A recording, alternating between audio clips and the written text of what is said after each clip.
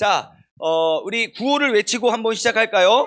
네, 구약 성경을 한눈에 보는 캐스켓. 시작! 구약 성경을 한눈에 보는 캐스켓. 네, 다시 한번 시작! 네, 자, 네, 잠시만요. 안 되죠? 네, 한번 복습을 한번 해보도록 하겠습니다. 자, 그 캐스켓 우리가 연도를 한번 나눠보도록 하겠습니다. 네, 창조시대, 정확히 우리가 날짜를 알 수는 없습니다. 자, 아브라함 시대. 네, 기원전 2100년부터 1450년 1450입니다. 그 다음에 사이나이 신해시대 1450년에서 1050년. 자, 그 다음에 킹스 왕정시대 기원전 1050년에서 586년이고요. 자, 그 다음에 엑사일 포로시대 586 컴퓨터에서 539년. 자, 그 다음에 마지막으로 성전 재건이죠. 성전시대 539년에서 430년까지 우리가 이게 큰 그림을 우리가 함께 이야기 나눠보고요. 그리고 이제 그 이야기는 지금 이제 아브라함 시대로 이어져 왔습니다. 예, 아브라함 시대를 우리가 지난주부터 우리가 함께 나누어 보았는데요. 지난주까지 나눈 내용을 간략하게 우리가 복습하고 또 오늘 함께 나눌 내용을 우리가 이어갔으면 좋겠습니다.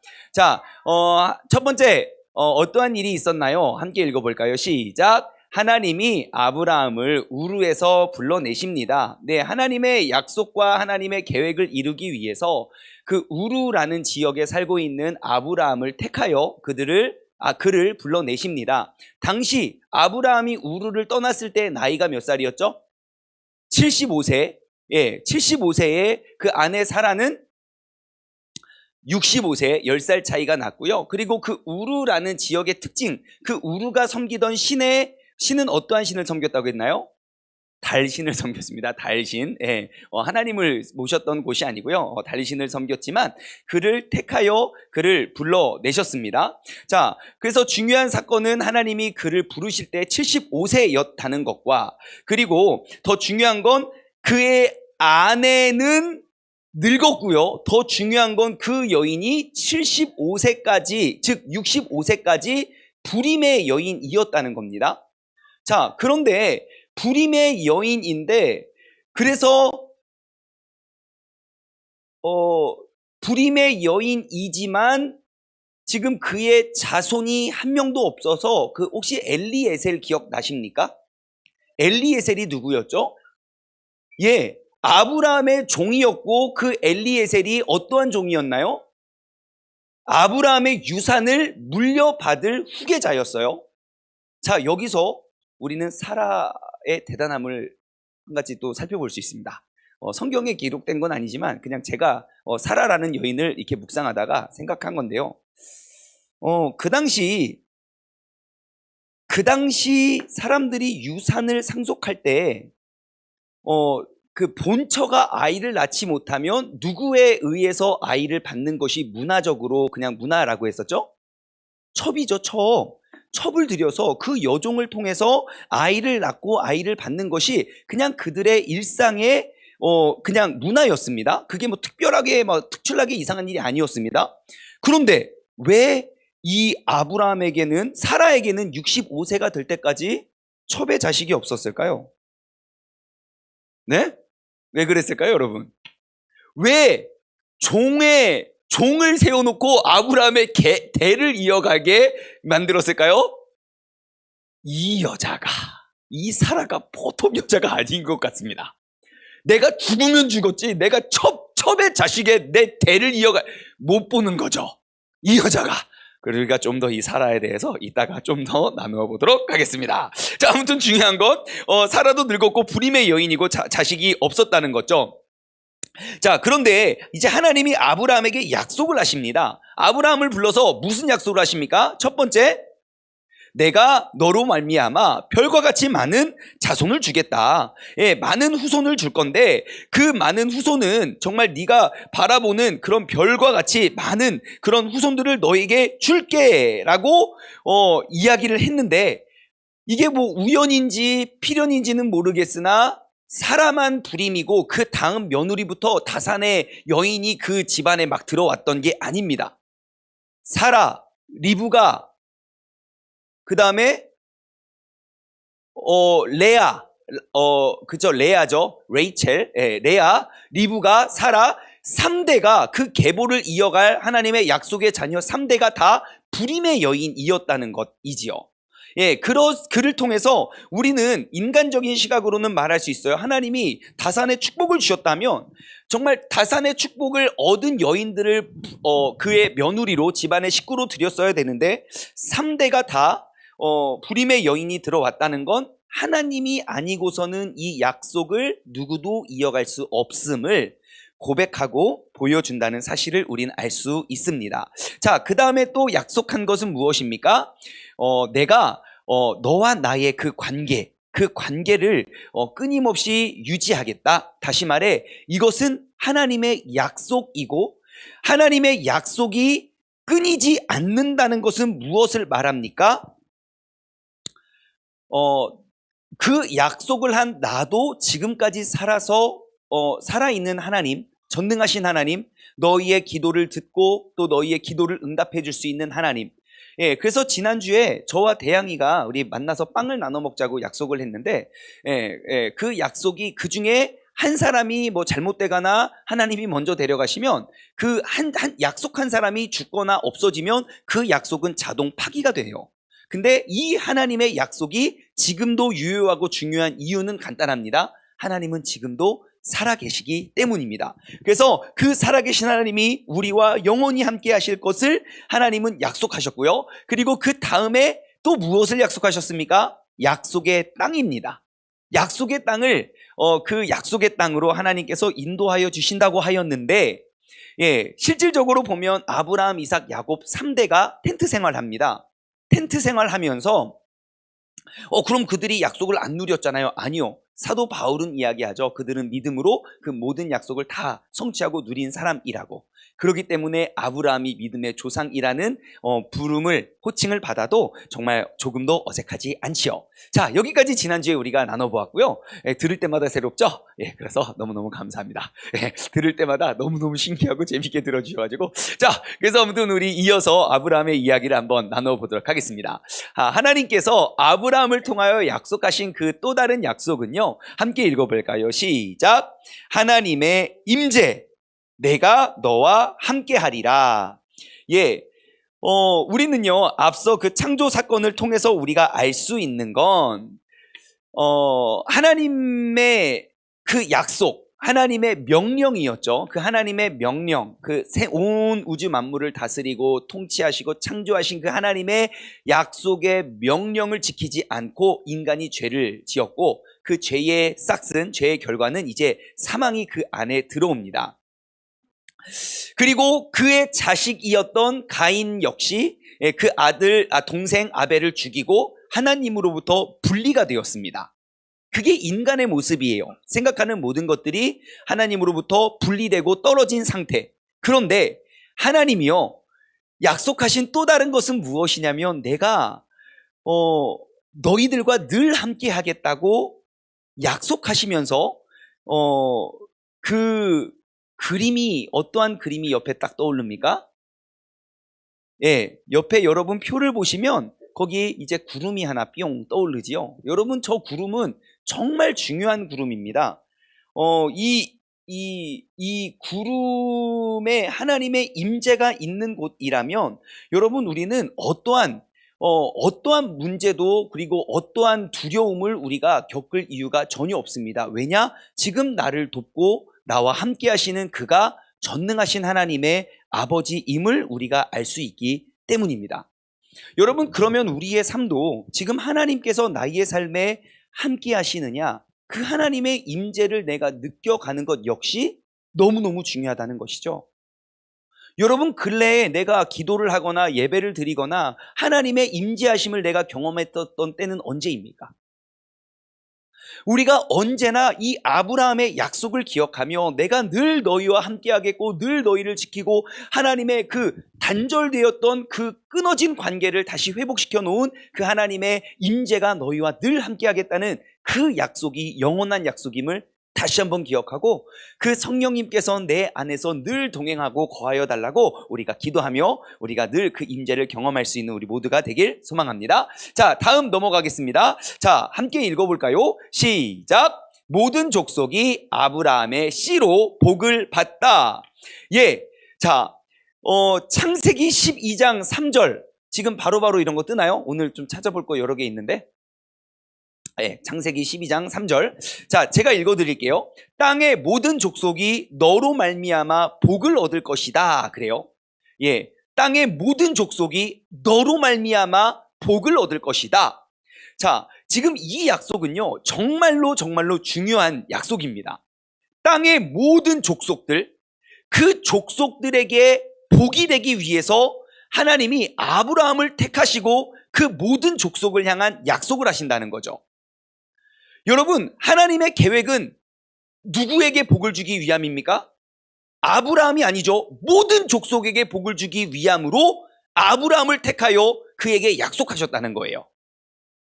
다시 말해 오늘날 우리에게 복을 주시기 위해서는 아브라함을 택하여 그에게 복을 주어 그의 복이 계속 끊임없이 이어질 수 있도록 하나님이 그에게 너희의 씨로 말미암아 복을 주겠다라고 약속을 하신 것입니다. 자, 그러면 이 씨라는 단어가 굉장히 중요한 단어입니다. 그 씨다라는 이 단어는요, 어떤 어원에서 왔냐면 히브리 단어로 제라라는 단어예요. 제라, 뭐를 제라 이런 거예요. 예, 그 제라는 뭐냐면요, 자손 혹은 후손을 의미하는 단어가 제라예요. 다시 말해 내가 너의 씨로라는 그 씨가 바로 그 제라라는 단어에서 온 거거든요. 근데 참 특이한 건요, 그 제라라는 단어는 보통 단수 명사인데요, 그 단수 명사가 하나의 단수를 뜻하는 게 아니라 하나의 그룹을 뜻하는 단어예요. 그러니까 하나의 단수이면서 하나의 집단을 의미하는 단어가 바로 제라이고, 그것이 바로 하나님이 너희의 씨로 말미암아 복을 주겠다라는 그 씨에 대한 약속인 거예요. 그래서 지금 이 씨가 아브라함에게 약속된 그 축복의 씨가 어디까지 내려오느냐? 신약 성경에 오직 예수 그리스도, 갈라디아서 3장 16절 말씀 보면요, 내 씨에게라고 말씀하셨는데 그것이 곧 예수 그리스도임을 우리는 알 수 있습니다. 자, 그래서 항상 이 하나님이 아브라함을 통하여 모든 만민들에게 복을 주기 위한 그 만민의 근거가 바로 그 씨에서 나온다는 것 우리는 알 수 있고요. 또 한 가지 알 수 있는 건 하나님은 아브라함에게 그 씨로 인해 천하 만민이 복을 받을 것이다. 아까 우리 알 수 있어요. 창세기 22장 18절, 26장 4절, 28장 14절 쭉 보면요, 그 너희에게 천하 만민이 복을 받을 것이다. 천하 만민이. 자, 그럼 아브라함의 어깨는 얼마나 무겁겠습니까? 그렇죠? 내가 복된 인생을 살면 그 복을 천하 만민이 누리게 될 것이지요. 자, 그러면 이 만민에 해당하는 히브리어 단어가 고이이거든요. 그 고이의 복수가 고임입니다. 고임. 예, 그래서 그 고이가, 이 단어는 또 어떻게 번역이 되냐면요, 고이가 신약 성경으로 딱 넘어오면 이제 그때는 이제 헬라 시대니까요, 그리스 헬라 문명이니까 그 고이라는 히브리 단어를 헬라 그리스어로 딱 번역을 하면요, 그게 에스노스라는 단어예요. 에스노스. 근데 그 단어의 파생어가 뭐냐면 영어로 ethnic. 어디 많이 듣던 단어 아닙니까? 뭐죠? 그거예요. 예, 민족성, ethnic, 민족의 ethnicity, 민족성. 그래서 다양한 민족이 바로 그 천하 만민이라는 단어 안에 모든 게 다 의미가 담겨 있다는 거예요. 그래서 지금 하나님이 아브라함에게 약속하신 그 약속은 단지 아브라함 한 명에게 너의 씨와 또 너의 천하 만민을 의미하는 건 그냥 단지 너와 네 가족을 의미하는 게 아니라 그 아브라함 믿음의 조상인 아브라함에 의해 맺어져 있는 모든 관계. 지난 주일에도 잠깐 나눴죠. 그 삭개오가 주님 만난 적도 없고 본 적도 없습니다. 그런데 주님이 온다는 소문을 듣고 내가 저 사람 한번 구경하고 싶어서 나무 위에 뻘떡 올라갔는데, 삭개오가 어떤 사람입니까? 유일하게 예수님으로 말미암아 우러러 보게 만든 유일한 사람 아닙니까? 예? 예수님이 우러러 봤어요. 야, 너 내려와. 내가 니네 집 갈게. 그러죠? 예, 그 삭개오가 그래서 가서 예수님을 만나자마자 막 내가 모든 것들을 다 막 내어주고 막 나눠주고 하겠습니다 라고 결단을 하는 그 순간 예수님이 뭐라 그래요? 이는 아브라함의 자손이고 오늘 구원이 이 가정에게 임했다 그러죠. 다시 말해 우리는 그 씨였던 예수 그리스도로 말미암아 우리가 그 주님을 영접하면 우리는 그 천하 만민 하나님의 임재와 영원히 함께 할 거라는 그 약속의 주인공이 된다는 사실을 여러분 꼭 기억하시기 바랍니다. 그래서 여러분 항상 마음속에 다시 한번 나는 하나님의 민족임을, 하나님의 백성됨을 여러분들 꼭 기억하시고, 성경 구약 성경에 약속되어 있던 그런 모든 약속의 말씀이 나의 삶을 통해서 지금도 이루어지고 있다는 생각, 우리는 하나님의 자녀이고 하나님의 민족이고 아브라함의 혈통임을 여러분 꼭 기억하시고 모든 어려움과 이러한 상황 속에서 우리가 능히 승리할 수 있는 그런 믿음의 자녀들 되길 소망합니다. 자, 그러면 우리가 아브라함의 자녀라면 지금 이 명령, 아브라함에게 하는 그 명령이 우리의 삶의 최우선 순위로 여겨져야 됩니다. 그것이 우리가 이 땅의 믿음을 지켜나갈 수 있는 큰 힘입니다. 왜냐? 하나님이 약속하신 그 모든 약속 중에 땅에 떨어져 있는 버려진 약속이 하나도 없거든요. 그리고 우리가 더 이 역사를 통해서 우리가 살펴보겠지만 모든 역사를 통틀어요, 하나님이 약속하지 않은 것, 하나님의 약속대로 이루어지지 않은 게 단 하나도 없습니다. 어떠한 인간이 와서 어떻게 그 약속을 회방하려고 해도 무너지거나 변형된 게 하나도 없어요. 그렇다면 우리가 알 수 있는 것, 우리가 집중해야 될 건 무엇입니까? 내 삶의 우선순위가 내 눈앞에 보여지는 매일매일 달라지는 그런 현상과 일들에 의해서 내가 좌지우지 되는 것이 아니라 이 약속의 말씀이 내 삶의 최우선순위가 여겼을 때, 그럴 때 우리의 삶은 흔들리지 않을 수 있는 그런 축복의 자녀가 될 수 있다는 사실을 우리는 알 수 있죠. 그래서 여러분, 우리가 하나님의 자녀이고 하나님의 민족이고 그 씨로 말미암아 우리가 복을 받는 천하 만민이 되었다면 우리가 꼭 기억해야 될 것, 하나님은 하나님의 뜻과 계획을 이루기 위해 우리를 부르셨다는 사실을 다시 한번 기억해야 됩니다. 여러분, 내 신앙생활의 목적과 내 신앙생활의 그런 가치와 기준이요, 내가 아무리 뭘 하려고 해도 우리는 주님께 부름받은 자라면 주님께 먼저 쓰임받는 도구라는 사실을 잊어서는 안 됩니다. 저 같은 거를 어디다 쓰시려고요? 어딘가에 쓸 때가 다 있기 때문에 우리가 그 주님의 뜻, 그 뜻을 알기 위해선 그 주님의 약속들을 우리가 바라보며 우리가 살펴가고, 나는 하나님의 놀라우신 뜻과 계획을 이루기 위하여 부름받고 구원받은 백성임을 다시 한번 여러분 마음속에 인식하시기 바랍니다. 자, 그래서 이제 아브라함은요, 모든 민족의 아비가 됩니다. 아브라함은 모든 민족의 아비가 됩니다. 다양한 인종으로 자기 백성을 삼으시려는 그 하나님의 그 약속이, 하나님의 계획이, 이제 아브람은 원래 이제 아버지라는 의미거든요. 아브람. 근데 이제 하나님의 계획, 내가 너로 말미암아 천하 많은 민족의 아비가 되게 하겠다 해서 그의 이름을 계명을 해주죠. 어떻게요? 아브라함으로.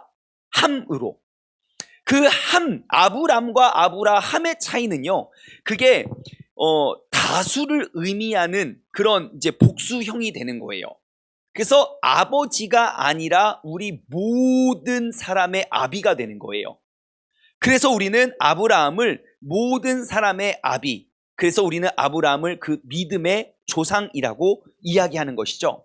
그래서 하나님이 아브람을 아브라함으로 개명하신 것을 통해서 우리가 알 수 있는 건 우리의 꼭 유대인만이 하나님이 약속하고 택함받은 자녀가 아니라 우리 모든 민족과 모든 백성들, 우리 그리스도 안에서 우리 모두는 한 가족이 될 수 있고 그 하나님을 믿는 모든 사람들은 하나님을 나라도 언어도 민족도 모든 것들이 달라도 아바 아버지라고 우리가 부르고 호칭할 수 있는 그러한 자녀가 될 수 있다는 것이죠.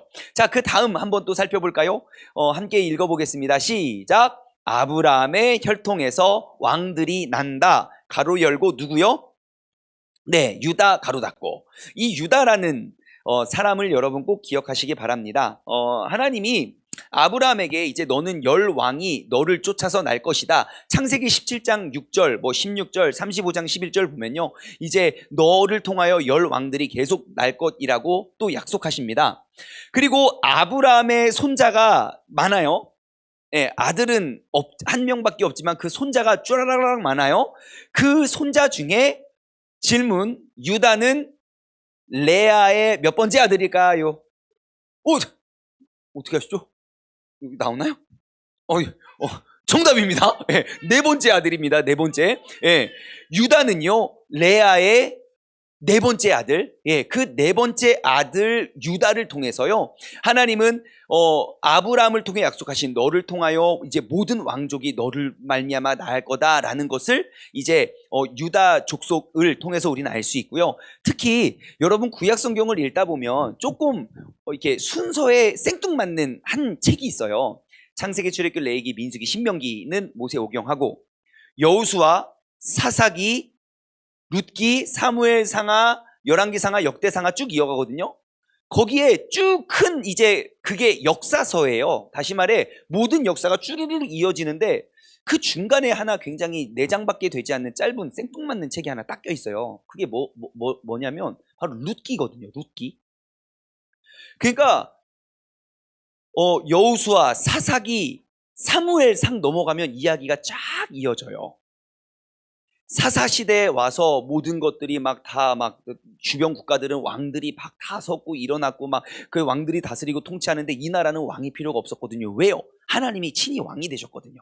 근데 이 백성들이 우리도 왕을 달라 그럼 사사들을 보냈어요. 막 심판하고 하라고. 그러니까 막 사사들 말도 안 듣고, 사사가 있을 때는 그래도 말이 듣는데 사사가 또 막 술 먹고 여자한테 막 넘어가고 막 그래가지고 막 또 사고치고 그래서 사사들 안 되겠어. 그래서 왕을 세워달라고 해서 그 왕의 사사 시대가 끝나고 왕의 이야기가 이제 사무엘상 딱 들어가거든요. 왕을 세우기 위해 사무엘을 택하여 부르고 하는. 근데 그 앞에 나오는 룻기가 왜 껴있냐고요. 이거 보면 되게 우리는 왜 이게 여기 왜 들어갔지 하고 보이지만 여러분, 이 아브라함의 약속, 야 유다 민족을 통해서 내가 많은 왕을 내어줄게 라는 그 유다 혈통의 중요성을 알기 위해선 여러분 룻기를 우리는 꼭 봐야 됩니다.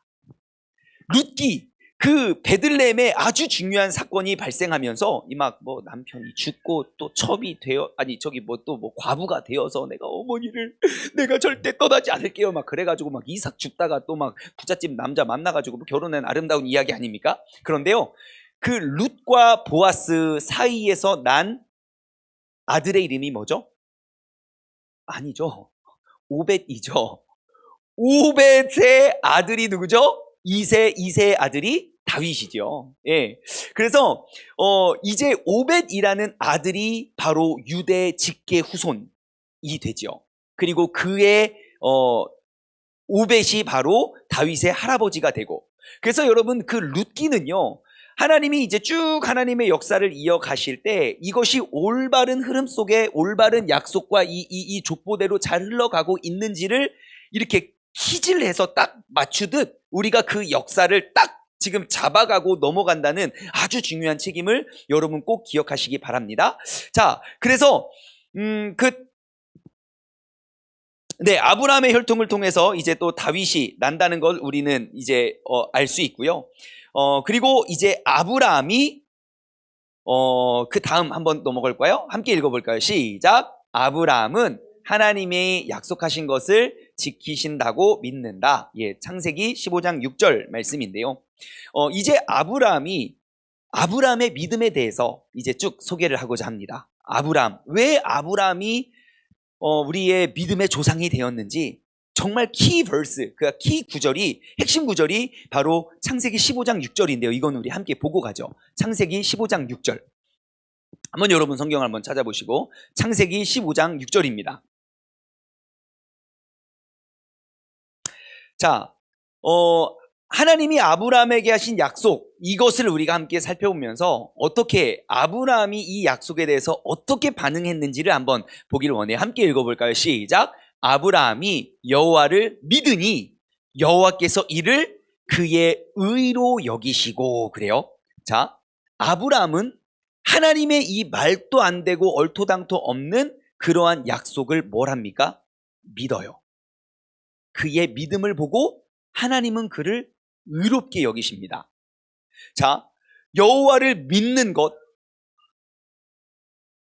여호와를 믿으니 이는 그의 여호와께서 이는 그를 의로 여기시고. 자, 아브라함이 하나님을 믿었다는 사실을 강조하고 있는데요. 자, 첫 번째, 아브라함이 하나님을 믿었던 그 믿음의 한 가지 큰 의미는 무엇이냐? 우리가 주목해 봐야 될 것은 아브라함의 부활신앙입니다. 뭐라고요? 부활신앙이요. 아브라함이 믿었던 그 믿음 속에는 정말 죽은 자까지도 살리실 수 있다는 그 부활신앙이 바로 그 안에 있는 사람임을 우리는 알 수 있습니다. 여러분, 사라는 임신할 수 없는 여인이었습니다. 로마서 4장 19절에서 21절 한번 볼까요? 로마서 4장 19절에서 21절. 지금 사라의 몸 상태가 어떠한지 우리가 로마서 4장 19절에서 21절. 자, 함께 읽겠습니다. 그가 100세나 되어 자기 몸이 죽은 것 같고 사라의 태가 죽은 것 같음을 알고도, 잠시만요. 알고도, 우리는 더 이상 아이를 낳을 수 없다는 사실을 알고도 믿음이 약하여지지 아니하고 믿음이 없어서 하나님의 약속을 의심하지 아니하고 또한 믿음으로 견고해져서 하나님께 영광을 돌리며 약속하신 그것을 또한 능히 이루실 줄을 확신하노라. 여러분, 그 아브라함의 믿음은요, 지금 내 몸은 이미 죽은 몸과 같았어요. 모르겠어요. 아브라함은 몸이 지금 본인의 몸이 죽은 것 같고 사라의 태가 죽은 것 같고, 제가 봤을 때 여기서 아브라함의 몸은 그렇게 죽어 있다고 전 생각하지 않아요. 왜냐? 여러분, 그 아브라함이 그 이삭의 동생들 여러분 알고 계시나요? 이삭의 동생이 몇 명이죠? 왜? 6명이에요. 아브라함이 재혼하는 거 아십니까? 사람들 이거 잘 몰라요. 창세기 25장의 내용인데요. 사라가 죽어요. 아브라함이 140세가 되어서 재혼을 합니다. 그리고 6명의 아이를 낳아요. 1년에 한 명씩 낳아도 놀랍죠? 아브라함이 175세에 죽거든요.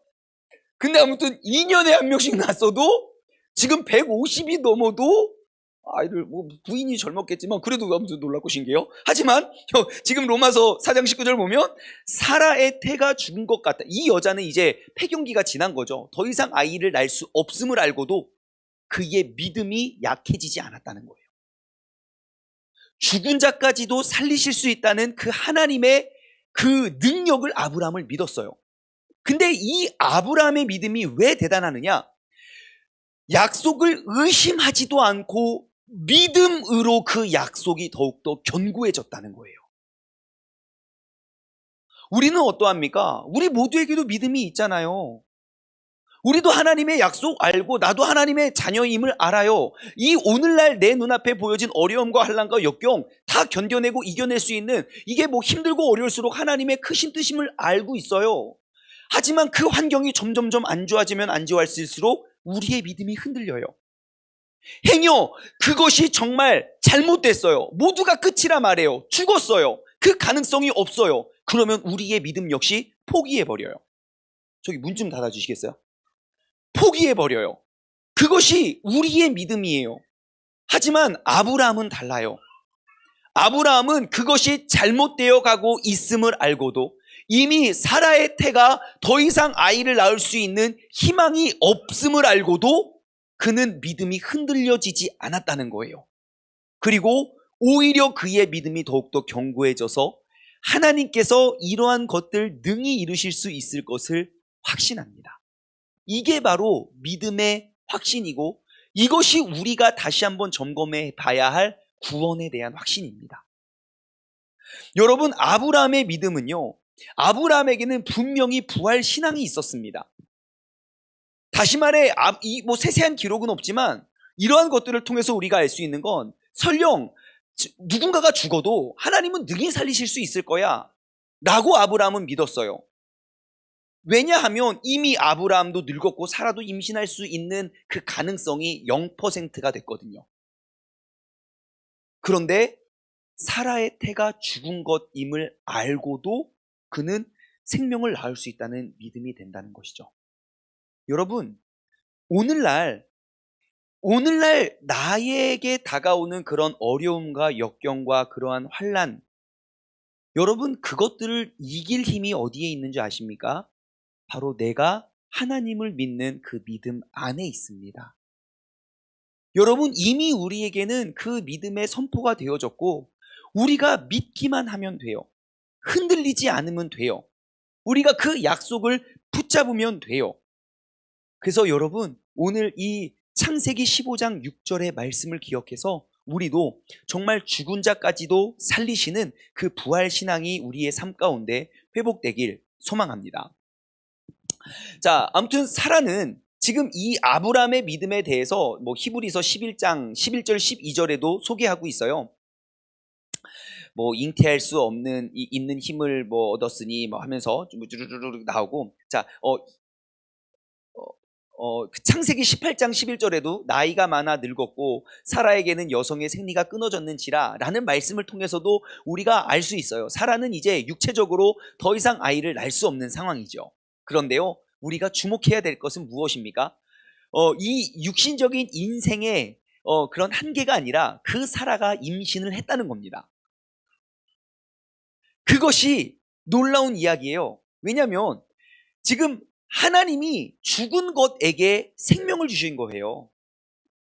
왜 아브라함이 90세, 그러니까 사라가 90세 때까지 90세의 아이를 주었을까요? 아브라함이 100세 때 왜 아이를 주었을까요? 이제 인간적인 계산으로는 더 이상 아이를 낳을 수 없다는 그때까지 기다리셨던 것 같아요. 아마 폐경기가 100세에 왔으면 100세까지 기다렸었을 거고 110세에 왔으면 110세까지 기다리셨을 수도 있어요. 모든 가능성이 끝났던 그 시기에 하나님은 바로 그곳에 생명을 주십니다. 자, 여러분, 우리가 아브라함을 통해서 얻을 수 있는 것, 바로 죽은 자까지도 살려낼 수 있다는 그 부활신앙을 우리는 꼭 기억해야 됩니다. 자, 두 번째, 창세기 15장 6절을 통해서 우리가 살펴봐야 할 두 번째 특징은요, 바로 하나님이 아브라함을 의롭다 여기셨다는 겁니다. 하나님이요, 아브라함을 의롭다고 말씀하신 거예요. 다시 말해, 하나님이 아브라함의 믿음을 보고 의롭다 여기셨다는 말은 무엇을 의미합니까? 오늘도 나의 믿음을 보신 하나님은 어떻게 여기셔야 정상이에요? 의롭게 여기셔야 돼요. 무엇을 보고요? 우리의 믿음을 보고요. 우리의 믿음이 하나님의 이 약속이 우선순위가 되고 그 믿음이 나에게 흔들리지 않고 모든 시시각각 변하는 환경을 따르는 것이 아니라 하나님의 그 약속과 그 소명을 우리가 붙잡는 그 믿음 속에, 그 믿음을 보시는 하나님은 나의 삶을 누구보다도 의롭게 여기신다는 것입니다. 로마서 4장 22절에 보면요, 그에게 의로 여겨졌느니라. 로마서 4장 23절 24절 보면요, 그에게 의로 여겨졌다 기록된 것은 아브라함만 위한 것이 아니요 의로 여기심을 받는 우리도 위함이니 곧 예수 우리 주를 죽은 자 가운데서 살리신 이를 믿는 자니라. 하나님은 아브라함만 의롭다 여긴 사람이 아닙니다. 지금도 하나님은 그 의로운 자들을 찾고 계십니다. 여러분, 그렇다면 우리도 그 주님께서 보시기에 우리가 사람들은 멍청하다 말하고 사람들은 그게 말이 되냐고 이야기할지 몰라도 주님께서 나의 삶을 바라보았을 때 정말 누구보다도 의롭다 칭함받을 수 있는 그러한 믿음의 사람이 되는 것이 정말 중요하다는 사실을 여러분 꼭 기억했으면 좋겠어요. 정말 이 시대에 정말 의인들이 많이 줄어든 것 같아요. 정말 내 주변을 봐도, 나를 봐도. 그런데 우리가 이 아브라함을 통해 약속하신 그 약속을 기억하며 우리가 하나님께서 보시기에 정말 의롭다 함을 여김받는 그러한 믿음의 사람 되길 소망합니다.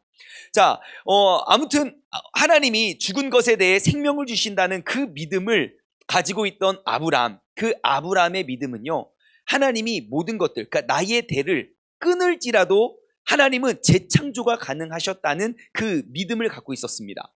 그래서 아브라함이 이삭을 바치는 것이 우리가 생각했을 때 와 진짜 대단해. 아니요. 아브라함의 믿음을 보면 이삭을 바치는 게 너무너무 가능해요.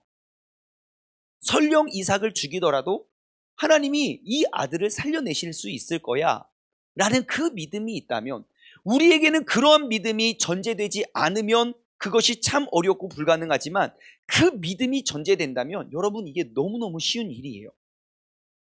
예를 들어 우리가 남편이 이제 아침에 출근을 합니다. 여보 안녕. 이렇게 출근하는 남편을 보내면 그 가로 열고 그 전제 조건은 뭐냐면 이 사람은 때가 되면 퇴근하면 돌아올 거야. 가로 닫고가 전제되어 있는 거예요. 나의 마음속에 이 사람은 이따가 때 되면 돌아올 거야 라는 믿음이 있기 때문에 여보 안녕 이렇게 된 거예요. 만약 이 남편이 출근을 했는데 다시는 돌아오지 못하는 마지막 출근이라고 칩시다. 여보 안녕 이렇게 인사를 하겠냐는 거죠. 아니에요. 똑같은 일상이 아니라 아주 특별한 날이 된다는 것이죠. 근데 우리의 믿음 속에 그냥 당연한 일인 거예요. 맨날 갔다 오면 이렇게 뭐 조금 늦게 오고 조금 일찍 올 수는 있어도 그런 거 우리의 믿음은 변치 않는 거죠. 그런 것과 마찬가지예요. 이 부활의 신앙과 부활의 믿음이 아브라함에게 있었기 때문에 하나님이 이삭을 요구했을 때도 아브라함은 어떻게 나에게 이삭을 요구해서 막 밤새 기도하지 않았을 것 같아요. 아, 주님께서 이 아들을 요구하신다? 그럼 나는 기꺼이 드릴 수 있어. 설령 내가 이 아이를 제물을 바쳐서 했을지라도 하나님께서는 왜 이 아들을 못 살려내실 거야? 라는 그 믿음이 있었기 때문이죠. 그러면 우리가 내 신앙이 왜 이렇게 환경에 의해서 왜 이렇게 흔들리나? 우리가 점검해야 될 거는 우리의 믿음입니다. 내 믿음의 연약함과 믿음의 부족함 때문에 모든 시시각각에 달라지는 환경 때문에 우리는 이렇게 저렇게 흔들리고 있다는 사실을 여러분 기억하시기 바라요. 우리의 믿음 역시 정말 하나님의 생명에 또 창조에 또 부활의 신앙과 믿음을 우리가 굳게 붙들고 우리가 나아갈 수 있는 그런 믿음의 자녀 되길 소망합니다. 자, 그래서 이제 이 선한 일을 행함으로써 이제 구원이 그 아브라함이 이제 그렇게 믿었던 것은 다음 한번 넘어가 볼까요? 자, 함께 읽어볼게요. 시작. 하나님이 아브라함의 믿음을 보시고 의롭게 여기신다. 밑에 은혜로 인한 하나님의 선물. 자, 그래서 이제 아브라함을 대표하는 사진이 선물이거든요. 자, 보십시오. 여러분, 아브라함이 의로워질 수 있었던 기준이 뭐였어요? 네, 아브라함의 믿음이었어요. 하나님의 말씀을 향한 우리의 믿음만 있으면 우리도 능히 의로운 사람이 될 수 있어요. 아브라함이 선행을 많이 해서 아브라함이 복을 받았나요? 아니요. 그의 믿음 때문이에요. 그의 믿음을 보시고 정말 죽은 자까지도 죽은 줄 알면서도 하나님의 그 별과 같이 많은 자손에 대한 믿음이 흔들리지 않았던 그의 믿음으로 말미암아 그가 의롭다 여김을 받으셨다면 여러분 우리의 인생도 마찬가지입니다. 예수 그리스도를 구주로 고백하고 그가 죽은 자까지도 살리시는 그 부활의 능력을 믿는 우리의 믿음이 있다면 우리도 이 땅을 살아가는 하나님께서 찾으시는 그 의로운 자가 될 수 있다는 것입니다. 그래서 갈라디아서 3장 6절부터 9절 말씀을 함께 보면요. 갈라디아서 3장 6절에서 9절 말씀을 보면 바울은 다시 한번 그 아브라함의 믿음에 대해서 이렇게 강요하고 있습니다. 함께 읽어볼까요? 시작. 아브라함이 하나님을 믿음에 그것을 그에게 의로 정하였다 함과 같으니라. 반복되는 말이죠. 그런즉 믿음으로 말미암은 자들은 아브라함의 자손인 줄을 알지니 또 하나님이 이방을 믿음으로 말미암아 의로 정하실 것을 성경이 미리 알고 먼저 아브라함에게 복음을 전하되 모든 이방인이 너로 말미암아 복을 받을 것이라 하였느니라. 그러므로 믿음으로 말미암은 자는 믿음에 있는 아브라함과 함께 복을 받을 것이니라. 아멘. 그래서 우리가 아브라함을 연구하는 거예요. 그의 믿음, 그 약속, 그로 말미암아 의롭게 여기신 그 의가 바로 우리의 삶에 예수 그리스도를 죽은 자 가운데서 살리신 그 부활의 신앙, 그 부활의 믿음을 붙잡고 우리가 나아갈 수 있다면 우리도 의로운 자가 될 수 있음을 기억하시기 바랍니다. 자, 세 번째, 또 우리가 창세기 15장 6절을 말씀을 통해서 우리가 또 기억해야 할 또 한 가지는요, 하나님이 경건치 아니한 자들까지도 의롭게 여기셨다는 대목입니다. 여러분, 아브라함이 왜 의로워졌다 그랬어요? 아브라함의 믿음 때문이에요. 여러분, 아브라함의 인격을 아십니까? 아브라함이 인격적으로 어떠한 사람이었나요? 아시는 대로 말씀해 보시죠. 우리 관심도 없어요. 우리는 아브라함의 믿음만 관심이 있지 아브라함의 인격. 여러분, 아브라함이 도덕적으로 굉장히 훌륭하고 뛰어난 사람이었습니까? 아닙니까? 네, 당연히 아니죠. 무슨 아내를 누이라고 2번이나 팔아먹는, 여러분 그런 남편이랑 사시겠습니까? 내가 좀 예뻐요. 이렇게 하는데, 왕이 막 불러갔어요. 그래서, 내 사랑하는 아내입니다. 이 사람을 데려가 차라리 나를 데려가세요. 여러분, 이런 남자랑 살기를 원하시잖아요. 예, 아브라함은요, 그러한 일이 발생하기도 전에 미리 작전을 짜요. 야, 설령 네가 그 새로운 성읍에 들어갔을 때, 야, 너를 택해서 누가 딱 부르잖아? 그러면, 그냥 누이라고 하자. 내 여동생이라고 할게. 그래야, 야, 내 목숨이 살잖아. 여러분, 엄청 비열한 거 아닙니까? 여자는 팔아먹고, 자기의 부인은 팔아먹고, 나는 살겠다, 뭐 이런 거 아니에요? 차라리 내가 죽더라도 너를 지켜줄게, 뭐 우린 이런 남자를 원하잖아요. 근데 아브라함은요, 2번이나 똑같이 팔아먹어요. 그리고 제가 말했죠. 아브라함이 어디서부터 하나님이 부르셨죠? 우르. 그 아브라함의 아버지의 이름이 뭐죠? 데라. 데라의 직업이 뭐였다고요? 우상을 만들어서 이제 그 동상 만들어서 파는 그런 상이에요. 이거는 성경에 나오지 않은 이야기입니다. 그냥 전해져 내려오는 그냥 전설과 같은 이야기인데, 아브라함이 그 아버지 데라가 그 우상을 만드는 것을 보고 이러한 의심을 많이 했대요. 이제 몇 가지 에피소드가 그냥 전해져 내려오는 이야기로 있는데, 믿거나 말거나예요. 성경에 없는 거니까 뭐 이게 중요한 건 아닌데, 이제 데라가 이제 뭐 또 볼 일이 있어서 밖에 나가려고 하는데, 이제 어린 아브라함을 가게에 두고, 야, 가게 좀 봐라 하고 갔어요. 아브라함이 이제 가게를 보고 이제 팔이 날리고 팔이 잡고 뭐 심심하고 재미가 없잖아요. 그러니까 이제 아브라함이 심심해가지고 뭘 했냐면, 그 만들어진 판매하는 가장 큰 우상 앞에 우상을 딱 세워놓고 그 앞에 모든 그 만든 것들을 막 다 헤집어 놨어요.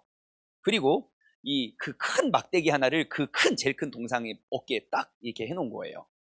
그리고 나서 까먹었죠. 언제가? 아빠 올 때까지 이제 다른 거 하고 놀아요. 항상 그래요. 우리 아이들은 하나를 다 어질러 놓고 여기가 너무 어질러서 더 이상 밟을 곳이 없으면 그것을 치우고 다시 놀 생각은 안 합니다. 새로운 개척지를 가서 또 어지르고 또 어지르고 하죠. 자, 그래서 아브라함이 쭉 어질러 놓고 이걸 하고 있는 거예요. 근데 데라가 밖에 원래 우상을 파는 곳은 진짜 오와 열을 짝짝짝 맞춰 놓거든요. 그게 중요하고 우리의 신으로 사가니까. 근데 보니까 완전 난장판이 된 거야. 이런 적이 한 번도 없어. 이거 어떻게 된 거야? 아브라함아, 어떻게 된 거야? 아브라함아, 어떻게 된 거야? 그러니까 그 데라가, 아브라함이 이렇게 대답을 했죠. 이거 어떻게 된 거지? 날 모르겠는데요? 어이, 아빠 보니까요, 저 동상이, 큰 동상이 이렇게 다 했나 봐요. 그러니까 아버지 데라가 그렇게 말하죠. 야, 이게 무슨 말이 되는 소리냐고. 이 죽은 동상이 어떻게 이 지팡이를 이루고 막대기로 이 사람을 이렇게 동상들 다 이렇게 하냐? 라고 이야기하니까 아브라함이 반문했다 그래요. 아니, 이렇게 죽어있는 동상을 왜 우리의 신으로 모십니까? 그때부터 아브라함은 그러한 진짜 참신에 대한 고민이 있었다는 이야기가 있습니다. 믿거나 말거나요. 또 한 가지 에피소드가 있어요. 이제 또 아버지가 또 어디 볼일 보러 갔어요. 또 이제 이게 이렇게 또 집에서 이렇게 있는데 나이 연세가 지긋하신 그 할아버지가 이렇게 오신 거예요. 그래서 이제 하나하나 이렇게 살펴보시면서 들었다 놨다가 이렇게 쓰다듬었다가 이렇게 막 고르고 고르는 거예요. 그래서 하나 이제 좋은 우상을 딱 하나 들고 이렇게 와가지고 그 앞에 딱 나서 이거 얼마입니까? 그러니까 아브라함이 이렇게 앉아서 어린 아브라함이 딱 보고 할아버지 올해 어떻게 되세요? 제가 올해 뭐 예를 들어 89입니다. 이렇게 말했어요.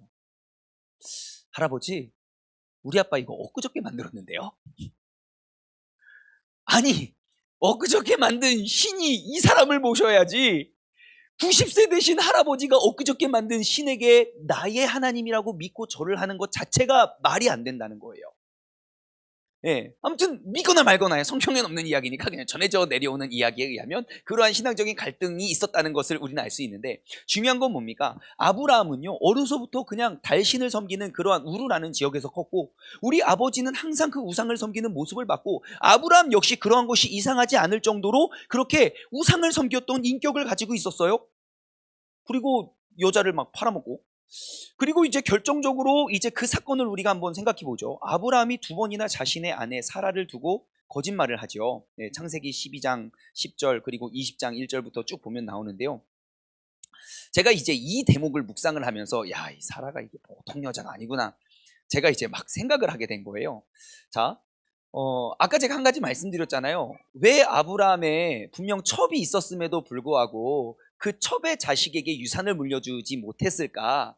제가 생각해 봤을 때는 그 사라가 이제 눈 뜨고 살아있는 한, 눈 흙이 들어가, 넌 내가 살아 생전 너 첩이랑 애기 낳기만 해봐. 아마 그 아내의 압박이 엄청나게 세지 않았을까 싶어요.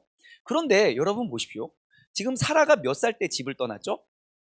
65세에 떠났어요. 65세에 떠나서 이제 떠돌이 생활, 하나님이 일로 가라 그러면 일로 가고 절로 가라 그러면 절로 가는데, 아브라함이 생각했을 때도 이 여자가 너무 예뻤던 거죠. 너무 예뻤던 거예요. 그럼 다시 말해, 모르겠어요. 그 당시 지금으로부터 4000년 전에 미의 기준이 어떠한 것인지는 모르지만 아무튼 그 당시 누가 봐도 아주 미의 기준이 정확한 것을 가꾸고 있었다는 거예요. 몇 살까지? 65세까지.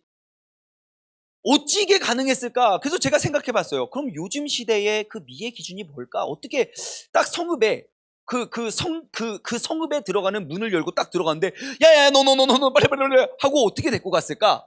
뭐가 예뻤을까요? 물론 이것 예뻤겠지만 그냥 저게 성경에 안 나온 겁니다. 제가 봤을 때 몸매 관리를 엄청 잘했을 것 같아요. 그러니까 걸어가는 자태만 봐도 맞잖아요. 여러분 얼굴 엄청 예쁜데 막 펑퍼지 막 이렇게 어머 너 얼굴 예쁘니까 왕이 데리고 가겠습니까? 아니에요. 그 걸어가는 그 이 자세 속에 이 도도함과 이 아우라가, 여러분 생각 이혜영 같은 여자 지나가면요, 저도 실제로 본 적은 없습니다. 그 있대요. 그 이 아우라가 있대요. 아우라가 빛이 비친대요. 그래서 아무튼 제가 요즘에 이렇게 이거 말씀 묵상하다가 막 그런 생각이 드는 거예요. 아마 이 여자는 자신의 그러니까 외모에 대한 굉장히 민감하고 예민하고 몸매를 갖고 있을 것 같아요. 그러니까 그 여자가 탁 문을 열고 토복 야야야야야 몇 살인지는 중요하지 않아요. 이미 너무너무 아름다운 모습이었기 때문이죠. 성읍의 왕이 어떻게 65세의 여인, 뭐 지금은 뭐 아브라함이 뭐 몇 살을 살고 사라가 몇 살을 살고 뭐 이렇게 해서 뭐 그때는 뭐 지금의 한 3, 40대로 봐요. 여러분 아무리 왕이 나이가 많아도요 젊은 여자 좋아해요, 남자는. 그러니까 사라가 아무리 뭐 오늘날로 말하면 40세 뭐 30살이 됐다 40세가 됐다 50세가 됐다, 아니요, 내가 왕이면요 더 젊은 여자 좋아할걸요. 그런데 이 여인은 그곳에 뒤지지 않았다는 거죠. 그냥 피난 가는 그러한 그냥 본토 친척 아버지의 집을 떠나서 감에도 불구하고 모든 사람이 지나갈 때 볼 정도로 자신을 가꿨던 여자예요. 그럼 어떻게 이 여인이 이렇게 몸매를 가꿀 수 있었을까 생각해 보니까 아이를 안 낳은 거예요. 맞잖아요. 여자들이 언제 이게, 여러분들 옛날에 이렇지 않았잖아요? 우리에게도 리즈 시절이 있었지 않습니까? 예? 한 명을 낳고 이렇게 되고 두 명을 낳고 그죠? 아무튼 이게 보통 여자가 아닌 거예요. 그래서 아이를 안 낳, 그냥 저의 추측입니다. 여러분, 성경에 없어요. 어디 가서 목사님이 아이를 안 낳아서 몸매를 갖고 다 그런 말씀 하지 마시고요. 그냥 우리끼리. 그래서 아이를 안 낳아서 그렇게 관리를 했다. 또한 그리고 지금 그 나이 먹도록 자신을 그렇게 관리하고 자신을 그렇게 유지했다. 예, 사람들의 시선을 이목을 한눈에 주목받을 것처럼.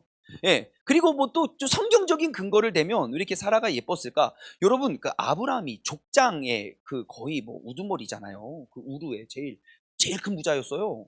그러면 원래 돈이 많으면 이제 그 동네에서 제일 예쁜 사람들을 얻었을 거라는 것도 우리가 알 수 있겠죠. 예, 하지만 아무튼 그 아브라함의 그 사라의 지혜를 우리가 잘 받아서 여러분 어디에 가서 우리가 항상 뒤지지 않는 그러한 관리가 우리가 잘 해나가고 그랬으면 좋겠다는 그냥 생각을 혼자 해봤습니다. 자, 뭐 성경에 안 나온 거기 때문에 별로 중요한 건 아닙니다. 자, 그래서 아무튼 중요한 건 무엇입니까? 아브라함은 이렇게 흠이 많고 또 문제가 많은 남자였어요. 하지만 아브라함이 의롭게 여김을 받은 이유가 무엇입니까? 예, 그의 믿음을 보고 의로워졌다는 거예요. 그러면 오늘 이 자리에 있는 우리 모두들 역시 마찬가지죠. 우리가 하나님 보시기에 충분한 의인이 될 수 있다 없다? 될 수 있다는 것입니다. 여러분, 오늘부터 우리가 도전해야 될 건 내가 어떻게 아브라함과 같은 믿음이요? 아니요. 우리는 아브라함과 같은 사람 되기 아주 쉬워요. 하나님의 말씀을 그대로 믿고 우리가 그 하나님께서 보시기에 죽은 것처럼 보여지는 그것까지도 우리가 믿어버릴 수 있는 그 믿음. 야, 너희 집안 그렇게 해서 어떻게 되겠냐? 괜찮아. 하나님은 나를 먼저 택하여 나 같은 죄인까지도 구원해 내신 그 주님을 믿기 때문에 우리 가정에는 분명 회복이 있을 거야. 야, 너희 집안 그거 다 기울어서 그렇게 빚쟁이 쫓아와서 어떻게? 괜찮아. 하나님은 더 어려울 때도 우리를 지켜주셨고 설령 내가 죽기까지 하겠어 죽어도 나를 살리실 하나님을 내가 믿기 때문이야. 여러분, 그 믿음을 회복함으로 의롭다 칭함받는 우리 모두가 되었으면 좋겠습니다. 자, 마지막으로 네 번째, 하나님, 우리가 아까 그 창세기 15장 6절을 통해서 알 수 있는 건 뭐냐면 행위가 아닌 믿음을 보고 의롭게 여기셨다는 거예요. 자, 그건 무슨 말이냐면요, 바로 하나님이 의롭다 하실 때 하나님은요, 무엇보다도 아브라함의 모든 것들보다도 그의 믿음을 우선순위로 생각했다는 거예요. 아브라함이 이걸 잘하고 저걸 잘하고 요걸 잘했는데 그래도 믿음이 괜찮아. 이게 아브라함을 의롭게 여긴 기준이 아니었어요. 다른 건 하나도 중요하지 않아요. 하나님을 향한 그 믿음을 하나님께서는 가장 우선순위로 여기셨다는 거예요.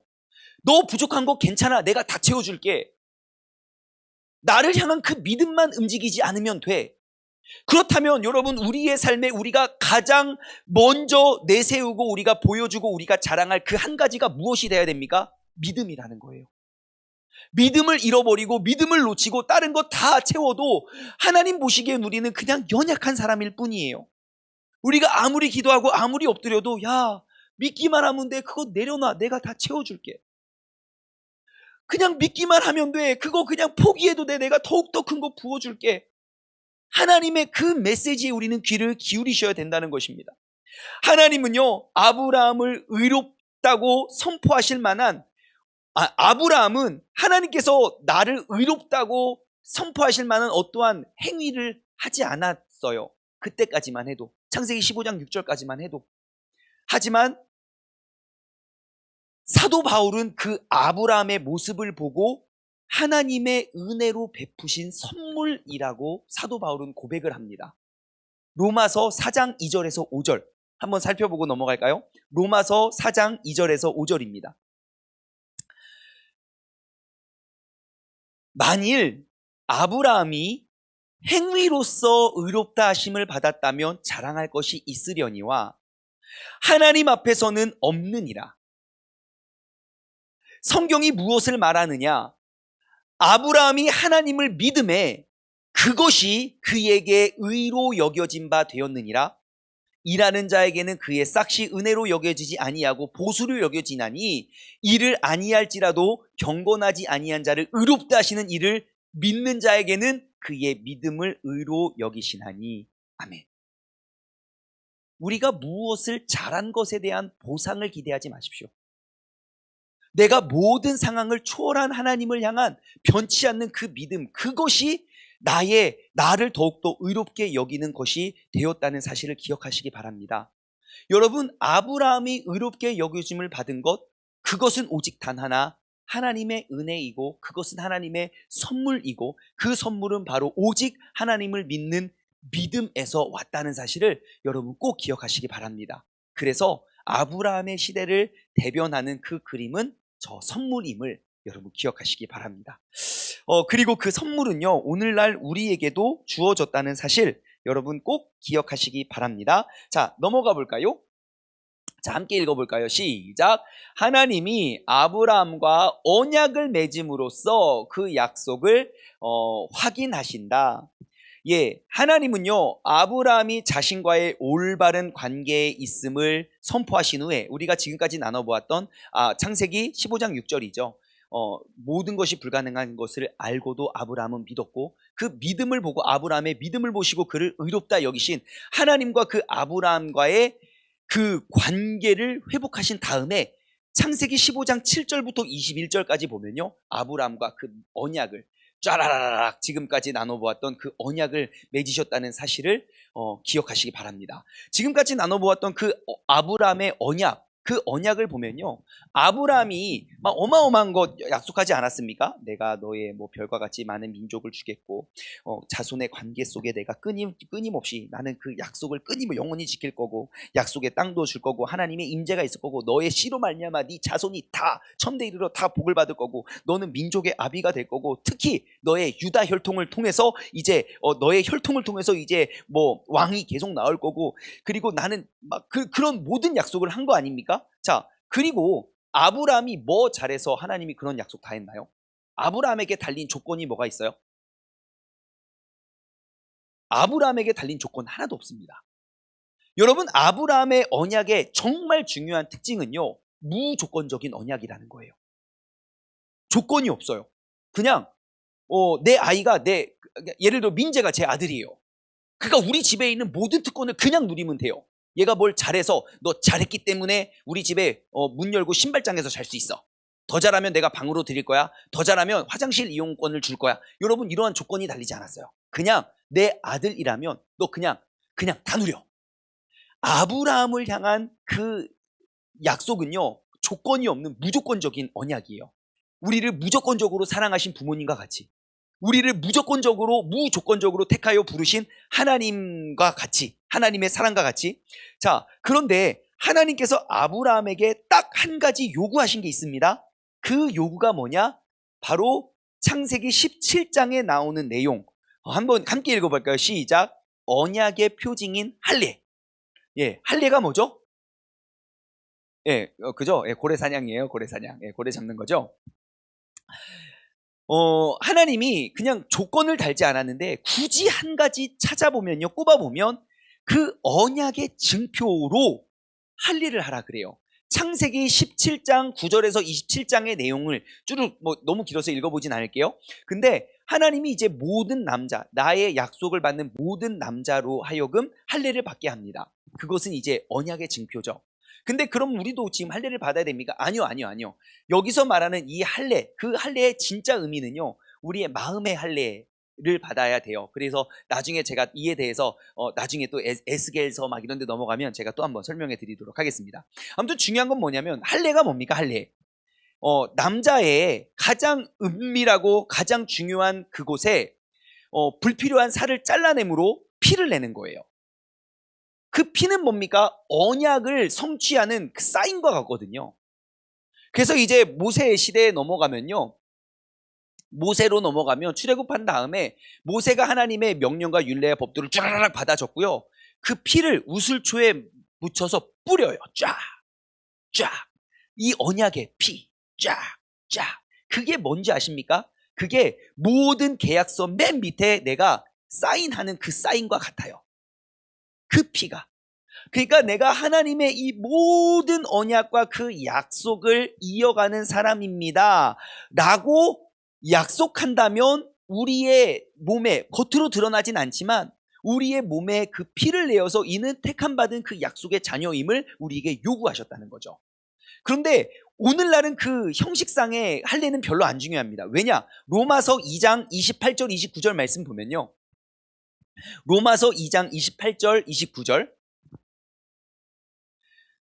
제가 읽어드릴게요. 무릇 표면적 유대인이 아니고 표면적 육신의 할례가 아니니라 오직 이면적 유대인이며 할례는 마음에 할지니 영에 있고 율법 조문에 있지 아니하는 것이다 그래요.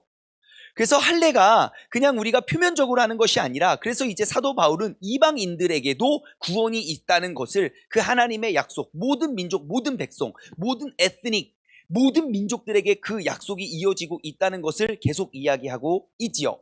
자, 그래서 하나님께서는 그 아브라함에게 맺으신 그 언약으로 그냥 할례를 했다는 것 우리는 알 수 있습니다. 자, 그리고 하나님의 이제 약속을 유업받는 자가 이제 이삭과 야곱임을 우리는 알 수 있지요. 다음 대목 한번 볼까요? 자, 함께 읽어볼까요? 시작! 아브라함은 하나님의 말씀에 순종으로 사랑하는 이삭을 믿음으로 바친다. 예, 보면요. 여러분, 이삭의 원래 형이 있죠. 이스마엘. 근데 이스마엘이 첫째 아들이 아니라 분명히 둘째를 통해서 하나님의 약속을 이어가세요. 그리고 그 이삭의 아들도 첫째는 누가죠? 에서고 둘째가 야곱이에요. 근데 그 야곱이 형의 장자의 축복권을 빼앗아서 사기쳐서 그 야곱의 뜻이 사기치다거든요. 사기쳐서 도망가면 하나님이 원래 뭐라고 해야 됩니까? 그를 죽여야 돼요. 네가 어찌 장자의 그런 축복권을 빼앗아가서 이거 어딜 도망가고 막 벼락을 뿅 내려서 악 하고 죽어야 그게 원래 우리가 아는 그 공의의 하나님의 모습 아닙니까? 근데 하나님이 어떻게 해요? 그가 그 장자의 축복권을 빼앗아 아버지의 축복을 뺏고 도망갔을 때 뭐합니까? 꿈속에 나타나서 천사가 막 하늘락 오르락 내리락 하더니 막 내가 아브라함에게 했던 그 약속의 말씀을 그대로 주세요. 분명히 둘째인데 여러분 원래는요 그 고대 세계에서는 유산을 상속받을 때 첫째와 둘째의 차이가 보통 장자가 차자에게 받을 명목보다 2배를 받습니다. 보통. 그러니까 그게 장자의 특권인데 우리가 이 사건을 통해서 이게 둘째 아들 이삭, 둘째 아들 야곱을 통해서 하나님이 이러한 약속을 이어갈 수 있다는 것을 알 수 있는 우리가 집중해야 될 대목은요. 하나님은요. 하나님의 선택에 의해서 하나님은 그 약속을 이어가신다는 거죠. 그냥 장자가 아니라 하나님이 선택하신 그 선택에 의해서 그래서 하나님의 목적에 따라 이삭을 축복했고 그 하나님의 목적에 따라 이삭이 죽기 이전에 에서가 분명 집안에 있었음에도 불구하고 에서를 축복한 게 아니라 야곱을 축복했죠. 심지어 이삭은 에서를 좋아했음에도 불구하고 하나님의 선택과 하나님의 뜻에 의해 야곱을 축복합니다. 그래서 우리가 앞으로 더 나눠보겠지만 인간의 어떠한 사심과 욕심이 있더라도 하나님이 계획하고 정하신 뜻을 그 인간이 거스를 수 없음을 우리는 알 수 있다는 것입니다. 그래서 우리가 주님께 구할 때 하나님의 뜻을 우리가 늘 구하고 그 뜻을 빨리 찾아가는 것이 우리가 이 땅을 살아갈 수 있는 지혜라는 것임을 여러분 기억하시기 바라요. 여러분 야곱의 인생을 한번 보십시오. 야곱. 일단 야곱 이름의 뜻이요. 사기꾼이에요. 사기꾼. 속이는 자, 사기꾼. 여러분 야곱이 도덕적으로 올바랐습니까? 아니죠. 야곱 인생 아시잖아요. 야곱과 에서가 있는데요. 둘이 쌍둥이인데요. 에서가 나올 때 야곱이 그 발목을 잡고 나왔대. 도대체 어떻게 잡았는지 이해할 수가 없어요. 애기는 왜 이렇게 나는데? 아무튼 쌍둥이가 발목을 잡고 나왔대요. 그런데 아무튼 났는데 그 에서는 제때 돼서 사냥을 잘하고 막 이렇게 해서 제때 돼서 결혼도 하고 애도 낳고 그런데 이놈의 야곱이 고향을 떠날 때 76세인가 78세예요. 지금 야곱이 그 형의 아버지 137세 이삭이 죽기 바로 직전에 축복을 받잖아요. 그러니까 이 78세가 되어서 아직까지 결혼도 안 하고 뭐 나가서 막 남자처럼 막 짐승을 잡아오고 절대 그런 거 없어요. 그냥 털도 없어요. 그냥 집에서 살림이나 했었고, 형 막 짐승 잡아오면 막 죽 뿌리고 막 냄새 막 보내고, 뭐 이거 공짜로 먹으려고 장자권을 나에게 바로 막 이런 막 거짓말이나 했었고, 그럼 뭐 장자 행세 다 하고, 이가 뭐 도덕적으로 뭐 윤리적으로 뛰어난 게 아니잖아요. 하지만 그럼 왜 하나님은 야곱을 택했을까요? 창세기 25장 23절 한번 볼까요? 창세기 25장 23절. 야곱이 잘난 게 하나도 없고 뭐 이게 내세울 게 없는데 그가 이렇게 하나님이 택한 이유, 창세기 25장 23절. 자, 여호와께서 그에게 이르시되, 그 엄마에게 이야기하는 겁니다. 그 쌍둥이를 딱 임신했는데요. 두 국민이 내 태중에 있구나. 자, 이 뱃속에서 막 애들이 막 빡빡 차고 막 노니까, 하나님 이거 어찐데요? 기도하니까, 야, 두 국민이 내 태중에 있구나. 두 민족이 내 복중에서부터 나누어질 건데 이 족속이 저 족속보다 강하겠고 큰 자가 어린 자를 섬기리라 하셨더라. 여러분, 하나님의 약속이 있었기 때문에 그것이 증명이 된 겁니다. 그래서 하나님이 야곱에게 복을 주신 것은 그의 행위에 의한 것이 아니라 하나님의 선택에 의한 것임을 우리는 또다시 알 수 있죠. 그래서 우리는 그 하나님의 선택과 그 약속을 우리가 회복하고 기억하는 것이 아주 중요한 것입니다. 자, 그래서 하나님은요, 이삭과 야곱에게 또 다른 언약, 그에게 했던 그 언약을 세워주십니다.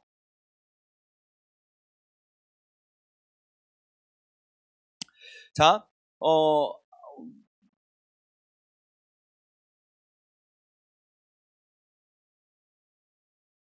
그 창세기서에 쭉 보면요, 하나님이 아브라함에게 창세기 12장 1절부터 쭉 약속하셨던 그 약속을 이삭과 창세기 26장 3절, 4절, 24절 보면요, 이삭에게 하나님이 똑같이 약속하는 장면이 있고요.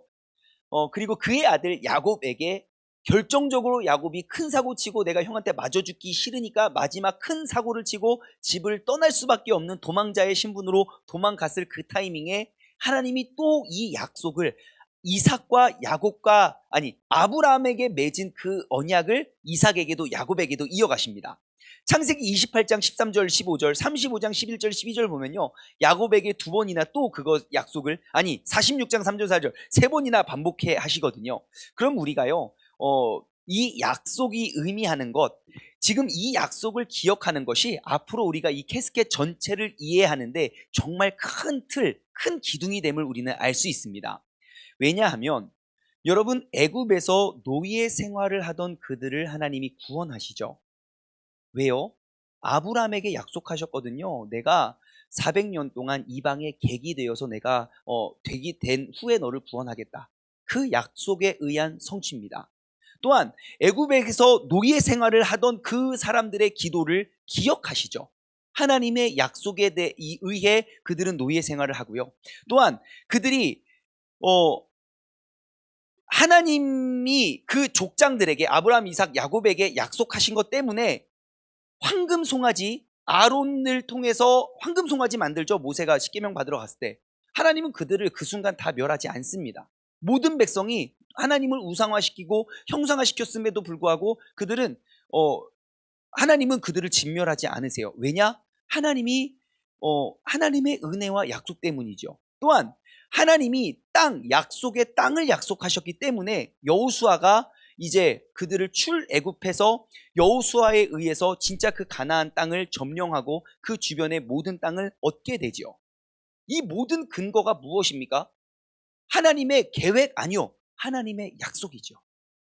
그 계획을 이미 약속하셨고 그 약속 때문에, 그리고 이 나라가 쭉 이어진 다음에 나중에 포로 생활을 하고 또다시 성전이 재건되고 그리고 진짜 그 메시아가 올 것 역시도 하나님의 그런 모든 약속의 결과임을 여러분 기억하시기 바랍니다. 하나님은요, 항상 우리를 약속하시고 우리를 세우시고 하나님은 우리에게 약속하신 그 약속을 오늘도 우리를 통하여 성취해가고 이루어 가신다는 사실을 여러분 꼭 기억하시기 바랍니다. 차트가 제가 많이 넘어갔어요. 쭉쭉 보면서 넘어갈게요. 이삭 바쳤고 하나님 장소에서 양을 예비해 놓으셨어요. 이삭을 바칠 때도 하나님은 양을 예비해 놓으셨어요. 네, 그리고 이삭을 바치지 마라. 그리고 하나님이 아브라마 두 번이나 불러요. 당황해가지고 진짜 죽일 것 같아가지고.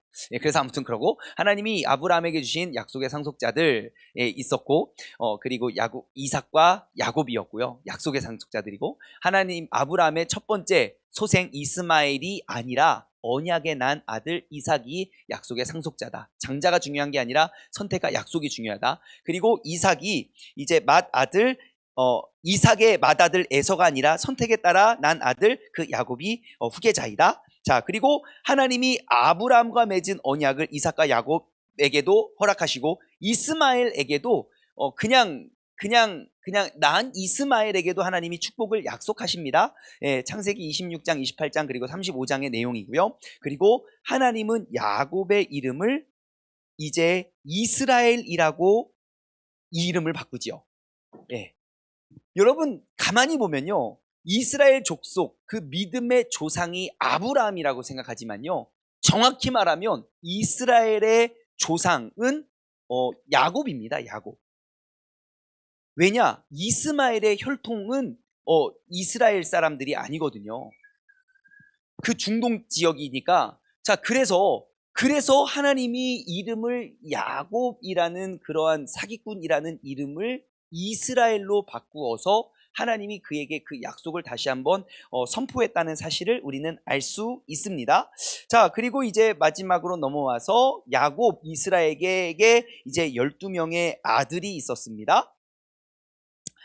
그 12명의 아들을 주었고 그 12명에 의해서 12지파로 나뉘어지게 되죠. 그리고 그 12지파의 의미가 신약으로 넘어와서는 이제 12명의 제자가 되었고요. 그리고 요한 계시록에 나오는 14만 4천 명 역시 마찬가지죠. 구약의 12지파와 신약의 12명의 제자들을 곱해서 그리고 무한대를 의미하는 그 천이라는 숫자를 곱하면 14만 4천 명이 나옵니다. 그것을 여러분 그 숫자로 매기시면 안 되고 오늘 뉴스를 보니까 신천지에서 30%가 줄었대요. 신천지 성도 30%가 줄어가지고 추측하는 건 지금 14만 4천 명이 훌쩍 넘어서서 그 중에 알곡을 가린다고 지금 공부를 더 열심히 한다는 것까지 들었거든요. 그래서 이제 기사가 뭐냐면 지금 30% 이게 지금 대거 탈퇴를 했어요. 그 지금 이 사태가 나가지고 그러고 봤더니 14만 4천 명이 안 되네. 그래서 또다시 치열한 그 14만 4천을 이루기 위한 전쟁이 또다시 시작될 거라고 이렇게 이야기를 하고 있더라고요. 근데 여러분 아닙니다. 아니에요. 아무리 생각하고 아무리 그 연구를 해봐도 그거 아니라는 거 여러분 꼭 기억해 주시길 바라겠고 이미 아니에요. 아무튼 여러분 신천지는 아닙니다. 자, 그래서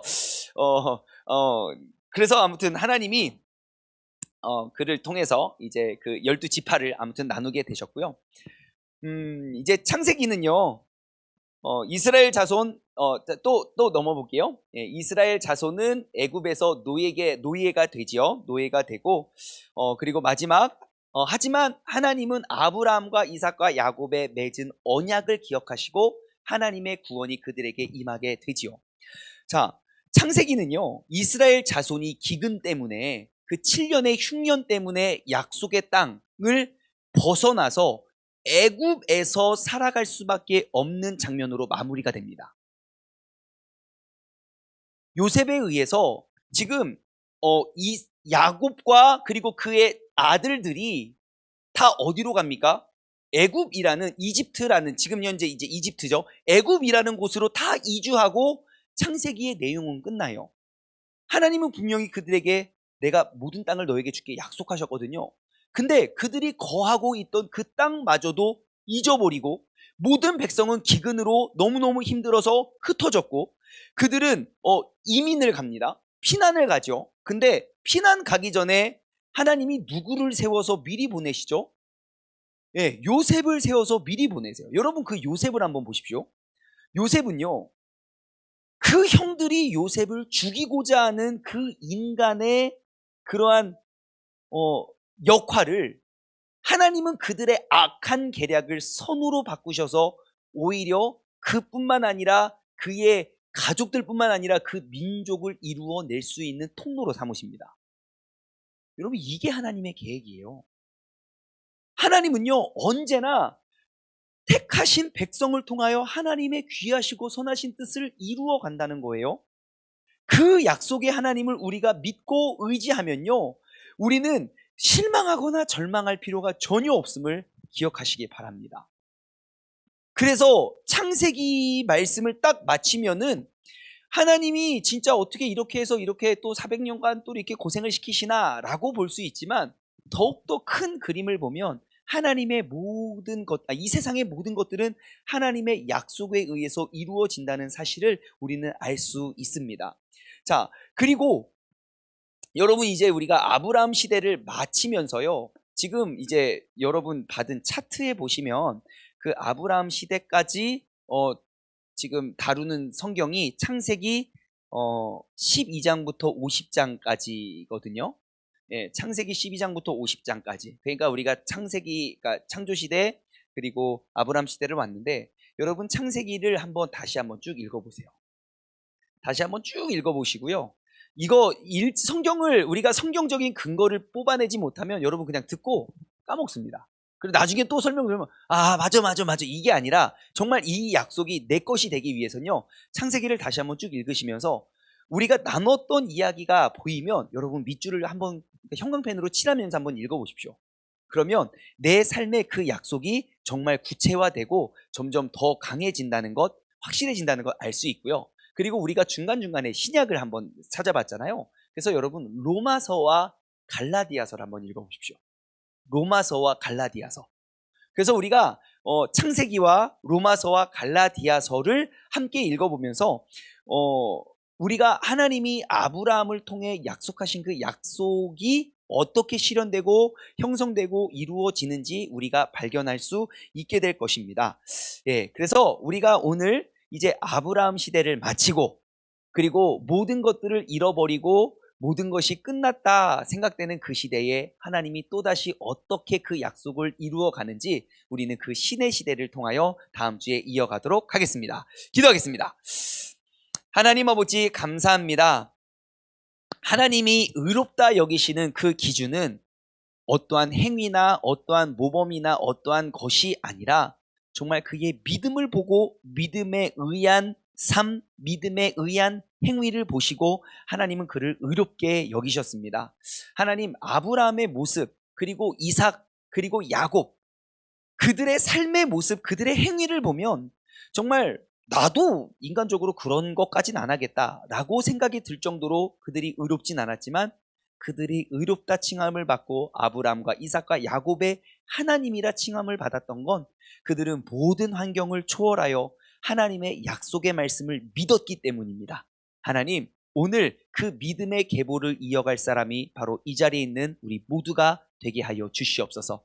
내가 행위는 늘 신경 쓰지만 나의 연약한 믿음을 자랑하는 것이 아니라, 내가 고백하는 것이 아니라, 내가 행위보다는 나의 믿음이 앞세워져서 그 믿음에 의한 행위가 따라올 수 있는 그러한 믿음의 사람, 정말 이 시대를 눈에 보이는 상황과 환경에 흔들리는 것이 아니라 믿음을 붙잡고 나아갈 수 있는 믿음의 사람이 이 자리에 있는 우리 모두가 되게 하여 주시옵소서. 감사드리오며 이 모든 말씀 살아계신 예수 그리스도의 이름으로 기도드리옵나이다. 아멘. 다 같이 주기도문하고 오늘 모든 수업을 마치도록 하겠습니다.